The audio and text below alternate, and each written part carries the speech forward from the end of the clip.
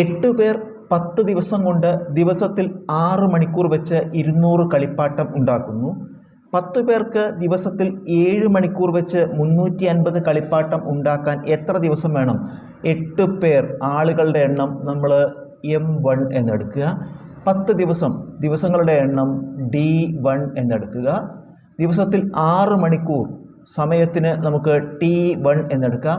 200 കളിപ്പാട്ടം, ഇത് ജോലിയാണ്, ചെയ്യുന്ന ജോലി, അതിന് W1 എന്നെടുക്കാം. അപ്പോൾ M1 ആളുകളുടെ എണ്ണം, ആദ്യഘട്ടത്തിൽ ആളുകളുടെ എണ്ണം, ആദ്യഘട്ടത്തിൽ ദിവസങ്ങളുടെ എണ്ണം, ആദ്യഘട്ടത്തിലെ ഒരു ദിവസത്തെ മണിക്കൂർ, ദിവസത്തിൽ എത്ര മണിക്കൂർ ജോലി ചെയ്യുന്നു, ആദ്യഘട്ടത്തിൽ ചെയ്യുന്ന ജോലി, അതാണ് M1 D1 T1 W1. അതുപോലെ രണ്ടാം ഘട്ടത്തിൽ ആളുകളുടെ എണ്ണം M2, രണ്ടാം ഘട്ടത്തിലെ സമയത്തിൻ്റെ, അപ്പോൾ T2, രണ്ടാം ഘട്ടത്തിലെ 350 കളിപ്പാട്ടം ജോലി W2, എത്ര ദിവസം, രണ്ടാം ഘട്ടത്തിൽ ദിവസം, അപ്പോൾ D2 കാണണം. സൂത്രവാക്യം M1 D1 T1 by W1 സമം M2 D2 T2 by W2. വില കൊടുക്കുക.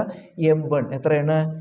8 into D1 10 into T1 6 by W1 200 സമം M2 10 ഇൻറ്റു D2 ആണ് നമുക്ക് കാണേണ്ടത്, D2 into T2 7 by W2 350.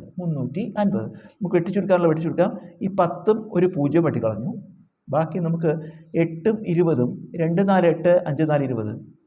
അപ്പോൾ 2 ഇൻറ്റു 6 12 ബൈ 5 വരുമ്പോഴേ 12 ബൈ 5. ഇവിടെയോ 10ഉം ഈ ഒരു 0 വെട്ടിപ്പോയി, 7ഉം 35 പഠിച്ചെടുക്കുമ്പോൾ 5 എന്ന് വരും. അപ്പോൾ D2 by 5, D2 by 5 cross multiply ചെയ്യുക.